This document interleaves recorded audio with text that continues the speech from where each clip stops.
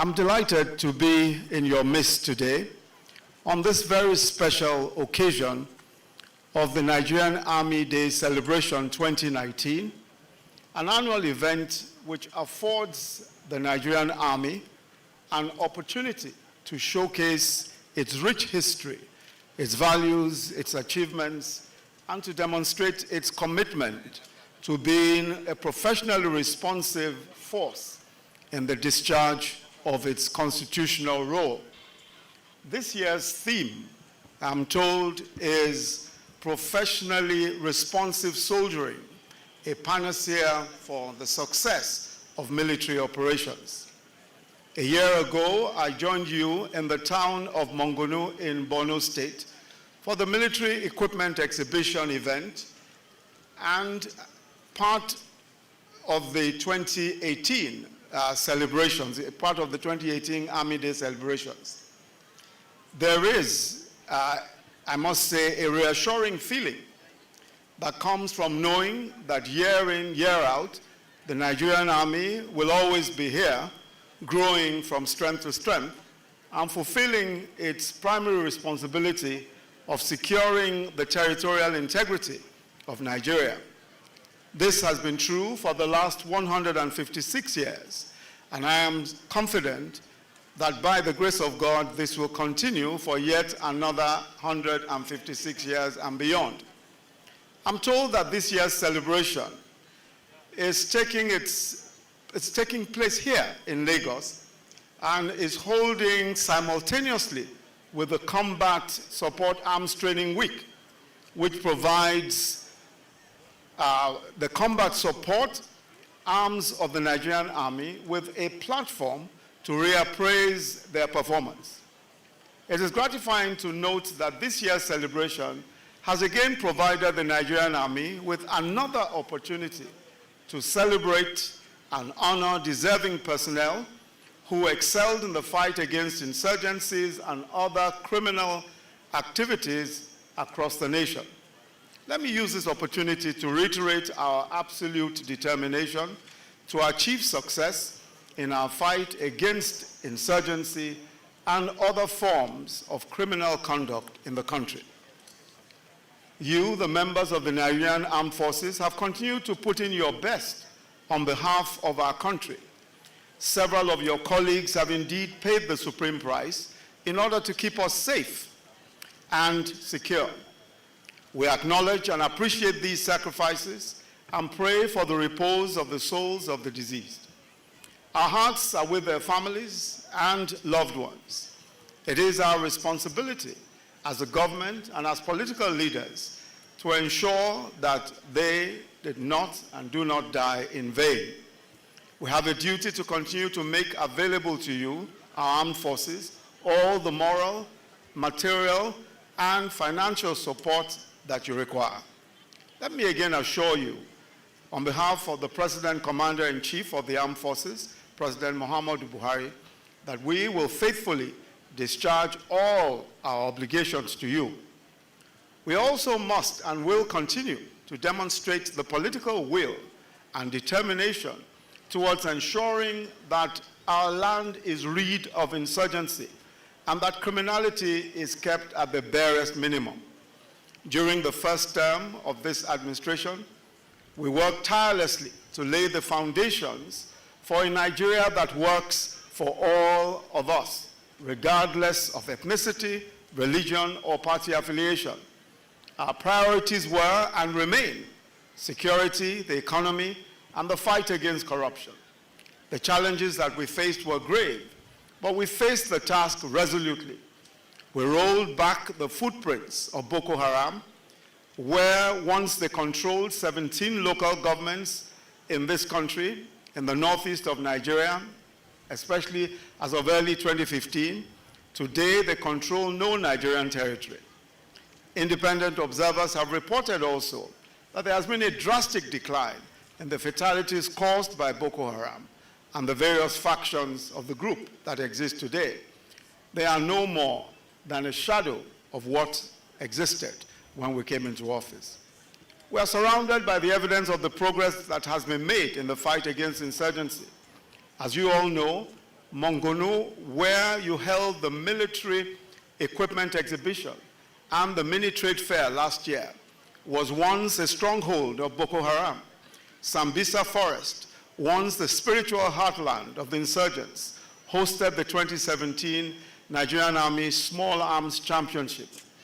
More than 100 of our Chibok girls, abducted in April 2014, have been rescued and reunited with their families, in addition to the Dapchi girls, and tens of thousands of other Boko Haram hostages and victims freed across the Northeast.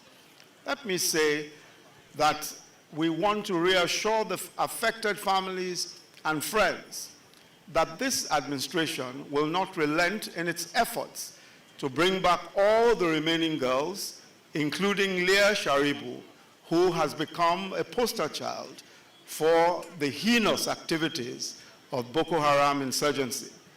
We will reunite them with their families and friends by the grace of God.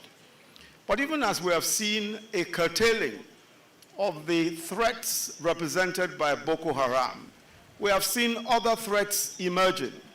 Islamic State, West Africa, ISWAP, and others in the Lake Chad Islands and part of southern Borno. Radical Islamist terrorism is an evil that must be seen as the common enemy of all faiths, including Islam.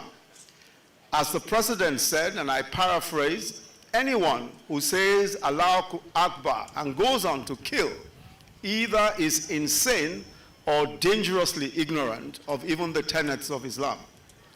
The likes of Boko Haram, ISIS, Islamic State of West Africa, ISWAP, and many Salafist jihadist ideologies are expansionist ideologies that feed purely on hate, hatred of any person or group that does not belong to their particular sect.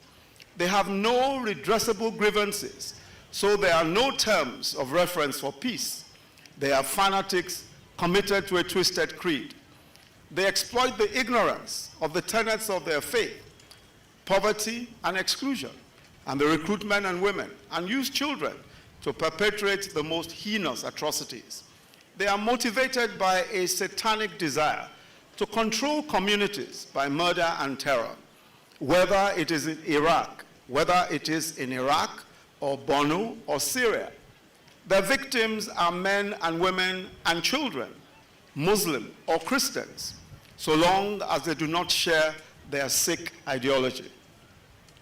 They target churches, they target mosques, they target markets and motor parks, where people gather, using children as human bombs to kill randomly, regardless of tribe or faith.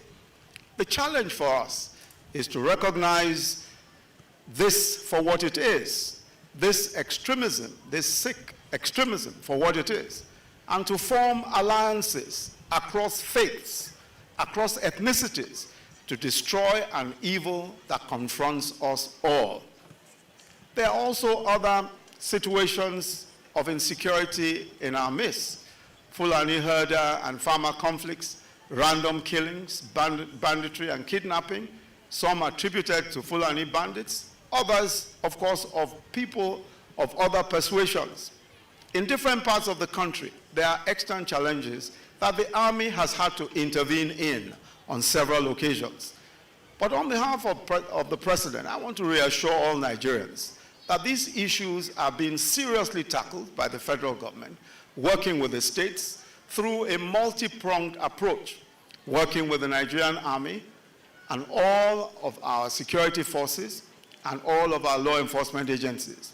Nobody will be allowed to maim, kill, or commit other crimes and escape. It is our duty to apprehend and punish these criminals, and we are doing that and will continue to do so. You will hear a lot more about these solutions in the weeks and months ahead. Law enforcement is, of course, an important element of our response. We've seen an unprecedented ramping up of the deployment of military personnel, multi-agency operations and squads, such as the Operation Wellstroke, the training and deployment of special forces, new forward operating bases, and so on, to the various flashpoints in the last 18 months. Several bandits' hideouts and camps have been destroyed, and hundreds of arrests have been made. And it is now up to our judicial system to ensure that justice is meted out, not just comprehensively, but also in a timely manner. The Nigerian Army through the years has exemplified the ideals of a united country. Regardless of ethnicity or religion, you have fought side by side with your brothers and sisters of different faiths and ethnicities, and you have seen many fall by your side as they paid the supreme sacrifice in battle. Enemy fire does not distinguish one from the other, nor does it distinguish one faith from another. The blood of so many and the abounding grace of God has kept this nation together. This is why we must never let the self-serving ethnic and religious jingoists and bigots, whoever they may be, create the circumstances for strife and bloodshed again in this nation. This is also an opportunity to remind ourselves and to remind all Nigerians of the need to live in peace with one another, the importance of choosing unity and tolerance over the impulse to be sectional, vengeful, or violent in any way. In this second term, the primary focus of the Buhari administration is to build on the foundation that we have laid over the last 4 years and correct the lapses observed. One of the priorities of the next level is the welfare of serving and retired personnel. You have already seen the demonstration of our commitment in this regard in recent years, and we will not relent in these particular efforts. On this unique day of the Nigerian Army Day Celebration, let me again join all Nigerians to thank our armed forces, the police and other law enforcement agencies, all working diligently to protect us at great cost to personal comfort and personal survival. We must commend and congratulate the Chief of Army Staff for his dedication and patriotism, his loyalty and doggedness in leading the Nigerian Army in the fight against terrorism and other security challenges. Today's award recipients, let me make it clear that you are our heroes and that we are extremely proud of you. I congratulate you all on the honor coming your way today in recognition of your selfless and exceptional contributions to the successes recorded by the Nigerian Army, especially in the last 12 months.